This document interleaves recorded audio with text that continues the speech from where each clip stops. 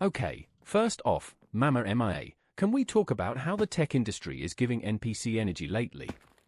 Everyone and their Gaiat thinks coding is skibidi easy money, but then they hit the winter arc of debugging and realize it's literally brain rot on a whole new level. Frigo Camelo, man. Here's the tea: if your BF is actually into coding, he's golden. Like, sure, the market's a bit sus right now with all the ChatGPT wannabes flooding LinkedIn with their reskinterve to-do app portfolios, but if he's got that Sigma grindset and loves the chaos of problem solving, he'll be fine. The Delialu ones who thought programming was just vibing in a hoodie and typing random letters?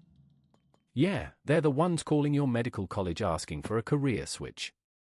Capital. But seriously, if he's passionate, he'll survive the sussy market.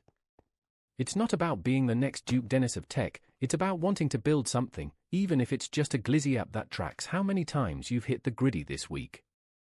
The job will come, trial-alero tralala, it's just a matter of time and persistence. So nah, don't freak him out. Just let him cook. If he's into it, he'll make it work. If not, well, there's always Bombondino sales. No cap.